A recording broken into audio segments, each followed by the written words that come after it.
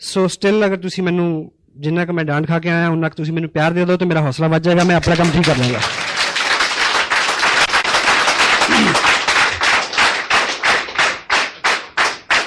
Thank you. इतना ज़्यादा भी नहीं कि मैं पंजाबी चल रही है, अच्छा पता नहीं मन करता। सो परिचय, मेरा नाम सतीश पंडित है और जो 30 तारीख गई है नवंबर की, इस 30 तारीख को मैंने 2nd एनिवर्सरी अपने इस बिज़नेस की सेलिब्रेट की है। 2 साल मेरे को इस बिज़नेस में हुए। बेसिकली जो मेरा प्रोफेशन है वो लैंडस्केप का है। बीइंग जर्नलिस्ट मैंने 11 साल काम किया और ईश्वर की बड़ी कृपा रही और बुज़ुर्गों का बड़ा आशीर्वाद रहा कि ज़िंदगी में वो सब अनुभव किए जिसको लेके आदमी के अंदर बहुत तलब होती है, ख्वाहिश होती है। मेरे पेरेंट्स ने, मेरे फादर ने स्पेशली मेरे को सबसे बड़ी जो चीज़ दी वो ये कि मेरे को गलतियां करने का पूरा मौका दिया। मेरे को पकड़ा नहीं, कहा नहीं कि ये कर और ये मत कर। सो वो आदमी का स्वभाव भी होता है कि वो अपनी गलतियों से ही सीखता है। सो अगर नाम चाहा तो नाम मिला, अगर काम चाहा तो काम मिला, अच्छा काम मिला।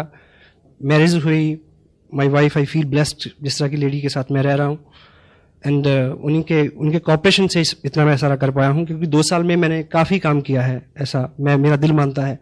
ये शूज़ जो मैंने अभी पहने हुए हैं और मेरा औसतन इन जूतों को मैं लगभग 19 घंटे पाँव में रखता हूँ। 5 घंटे मेरा पाँव से जूता उतरता है इन दिनों। तो अगर मैं घर से बाहर रहता हूँ तो उनकी कॉपरेशन है और she is working as an officer with the government. बच्चे हैं हमारे पास 2 और फैमिली में अधिकांश लोग जो हैं, क्योंकि बेसिक मेरा ओरिजिन पंजाब का है तो पंजाब में एक ट्रेंड रहता है बाहर सेटल होने का। फॉरेन में है ब्रदर। चलते चलते ये बिजनेस रास्ते में आया। उस वक्त मेरे अपने बिजनेस में प्रायोरिटीज मेरी वही थी और बड़ा कहना चाहिए शेड्यूल बहुत टाइट था। उसके बावजूद ये मालिक की नेमत और नेमत थी कि वो टाइम, वो वक्त, वो सब ईश्वर की कृपा ही थी कि मेरी समझ में आ गया कि इसको करना चाहिए। सो मैंने इसको किया। इस 2 साल में लगभग 14 लाख रुपया मेरे को आसियान बिजनेस से मिला। लास्ट पेड आउट जो है करीब 1,57,000 का एक मंथ का चेक है मेरा पिछला। और आज स्पेशली हम जो बात करेंगे उसमें 2 साल के अंदर कुछ जो मैंने सीखा है, अपलाइन से सीखा विद प्राउड। मेरे जो स्पॉन्सर हैं मिस्टर सुरेंद्र वत्स, उनकी पर्सनैलिटी ने मेरे को बहुत प्रभावित किया। मैं एक चीज़ आपको बताऊं, हर आदमी को एक वहम होता है कि वो बहुत अच्छा है ना, हेलो। लेकिन किसी भी व्यक्ति को ये बात तब समझ में आती है जब वो सच में किसी अच्छे आदमी के समक्ष खड़ा होता है, तब वो तुलना करता है कि मैं कहाँ हूं। तो मैं बहुत बौना हूं उनकी पर्सनैलिटी के आगे। और समटाइम लोग मेरे को ये बोलते हैं कि आप बहुत अच्छे हो। मेरा जवाब होता है कि आपको कोई अच्छा आदमी अभी नहीं मिला। That's why you are telling me. So I feel blessed। इस तरह की अप्लाई मेरे साथ है मुकेश जी कोठारी, जो बहुत बड़ा बिजनेस है उनका, बहुत बड़ी सपोर्ट है हमें उनकी। बागचंद जी छाबरा, कैलाश जी और स्पेशली त्रिलोक जी की जो मार्गदर्शन है उनका। और ये परिकल्पना इतनी ठोस, वो उन्हीं की देन है। तो इन सब लोगों की मदद के साथ और हिंदुस्तान भर में लगभग 25 स्टेट, 700 से ज़्यादा पिकअप सेंटर और 125 से ज़्यादा प्रोडक्ट और हज़ारों डॉक्टर गगनदीप जैसे जुझारू लीडर, इन सब के साथ हम इस कार्यक्रम को बहुत आगे बढ़ा रहे हैं। और आने वाले जो 2 साल का जो ग्राफ है इस बिज़नेस का, वो हम सब की आकांक्षाओं से, उम्मीदों से बहुत अच्छा होने वाला है। कभी इस टॉपिक पे डिटेल में बात करेंगे। और आप इस बिज़नेस में आ गए। इस बिज़नेस में काम करते करते ऐसी 7 चीज़ें मैंने पाई हैं, ऐसे 7 सेंसिटिव पॉइंट मैंने पाए हैं जो हमारी प्रायोरिटीज होनी चाहिए, टॉप प्रायोरिटीज। अगर हम उन 7 चीज़ों को प्रायोरिटी के साथ करेंगे, जो जब वो दिन आए तो तब हमारा फोकस क्या हो। यदि इस चीज़ पे हमारा फोकस रहे और उस चीज़ को हम पूरी शिद्दत के साथ, पूरी तवज्जो के साथ अगर कर पाएंगे, तो बीच का टाइम अगर कहीं आदमी कुछ काम कम भी करता है तो चल सकता है। वो 7 पॉइंट है जिसको मैंने टाइटल दिया है 7 सेंसिटिव डेज। हिंदी में आप इसको बोल सकते हैं ताकि याद रहे, वो 7 दिन। हेलो, ठीक है।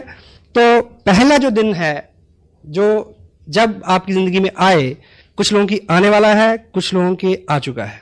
वो दिन बहुत महत्वपूर्ण है जब आप इस बिजनेस का पर्चा साइन करते हैं। आप मुझे ये बताएं कि आपने ये बिजनेस शुरू किया, इस बिजनेस में बहुत कुछ मिलता है। जो लोग इसको साइन कर चुके हैं, आप सपोज करें कि एक आप छोटी सी दुकान खोलें कहीं, वो जो पहला दिन होता है जब उसका मुहूर्त आप करते हैं, वो कितना इंपॉर्टेंट होता है आपके लिए। आप एक बार नहीं 2 बार नहाते हैं उस दिन।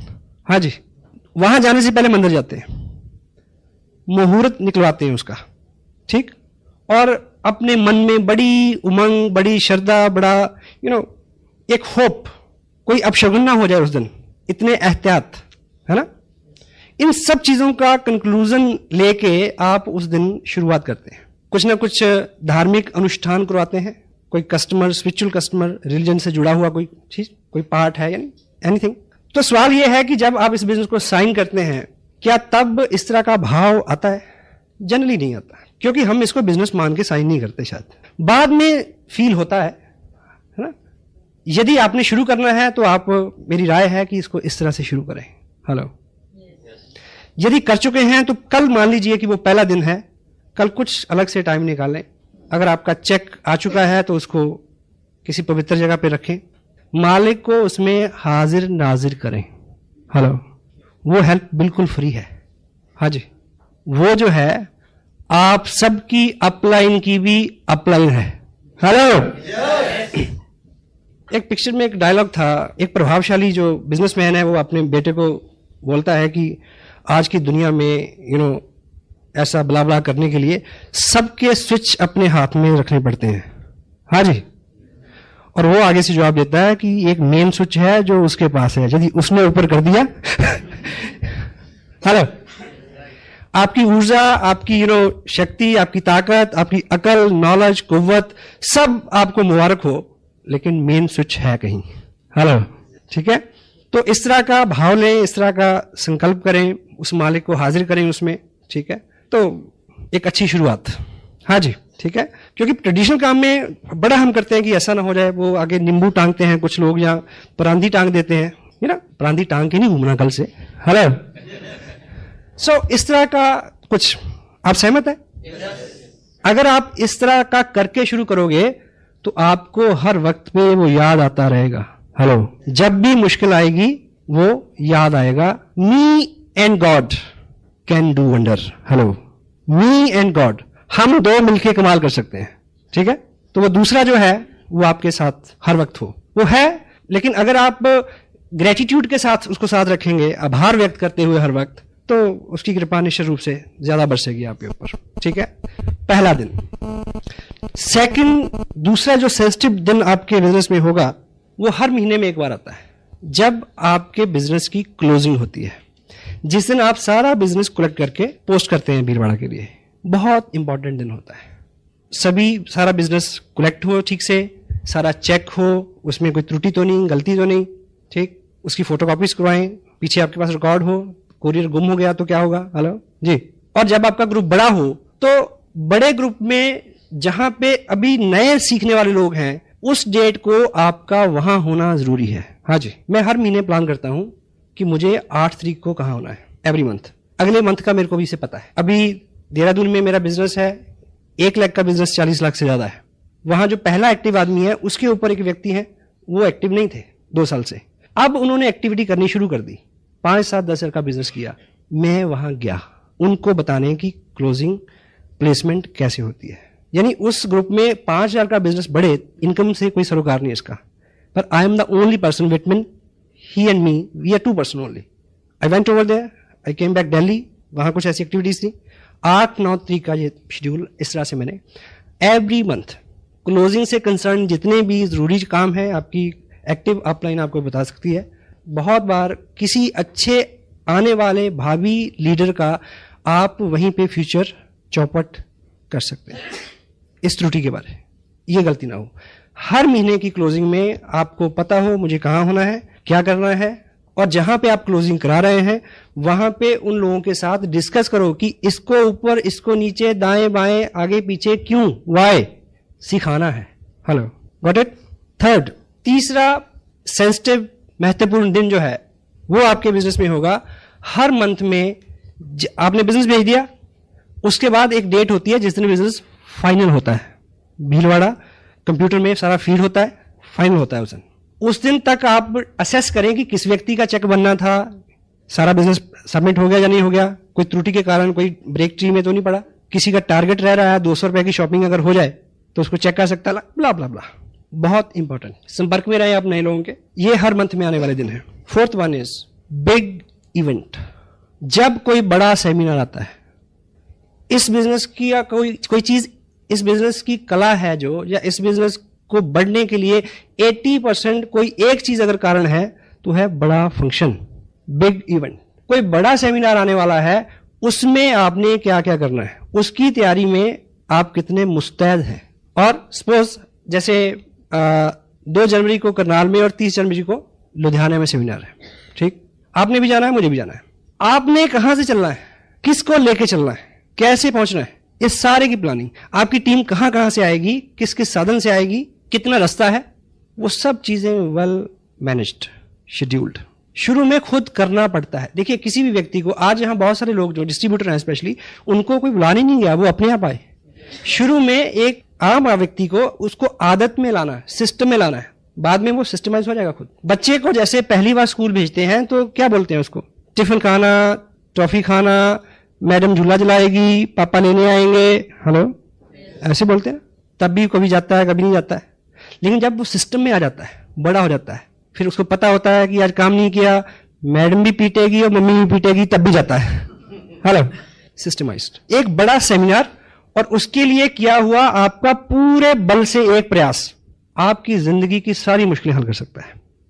मुझे याद है शायद 17 जनवरी की 2 साल पहले की बात है, इसी हॉल में मेरी एक मीटिंग थी 16 जनवरी को, और देहरादून में 3 दिन फील्ड वर्क करके आया था, और उन्होंने मेरे को आश्वस्त किया कि 3 क्वालिस्ट लेके आएंगे। कितनी? 3, लगभग 25-30 लोग। मैं क्या बिजनेस चल गया भाई, अगर पहला ही प्रयास था मेरा, अभी 1 महीना भी नहीं हुआ था। तो 3 दिन रह के मैं 15 तारीख को इधर आया। 15 को आके मैंने शाम को फोन किया, कहते जी 3 तो नहीं, 2 पक्का, 2 जरूर आएंगी।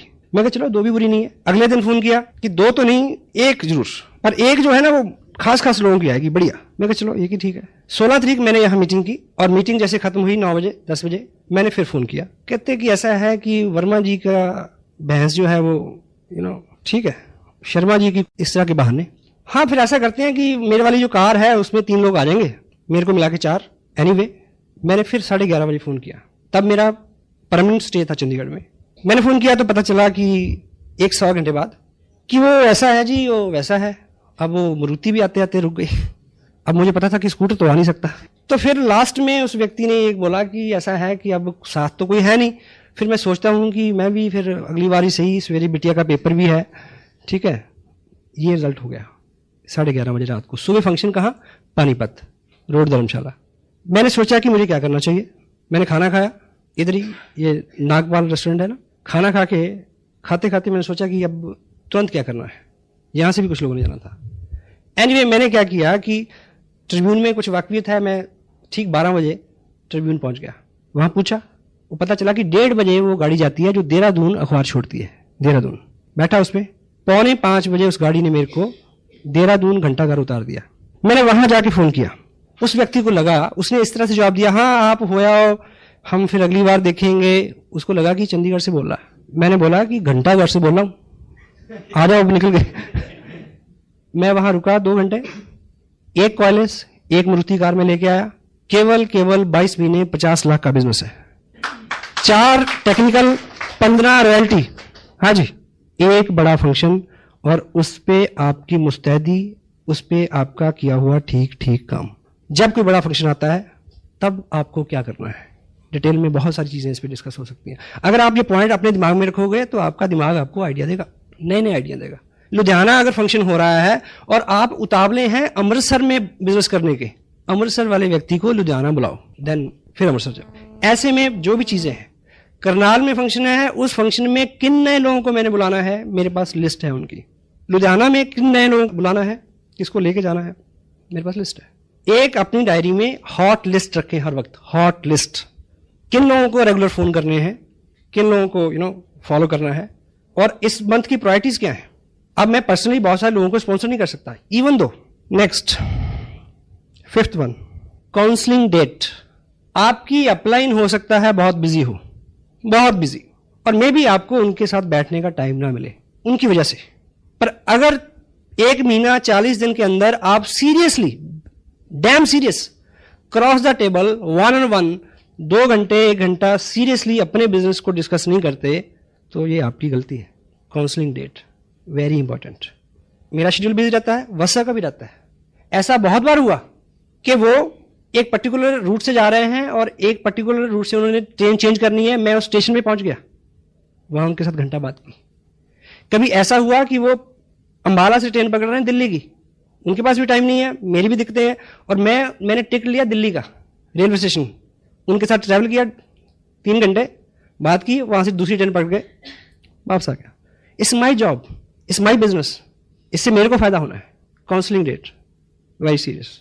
उनके सामने अपना बिजनेस ड्रॉ करके रखें और उनकी सलाह लें, ये मायने है इसका। अपना शेड्यूल उनको नोट कराएं, ठीक है, उनका वो शेड्यूल जो आपको उन्होंने अलॉट करना है उसकी चर्चा करें। शुरू में नहीं पता होता हमें कि मीटिंग कहाँ हो तो ज़्यादा फायदा हो, लेकिन ये आपको बार बार सिटिंग के बाद इस बात का नॉलेज हो जाएगा।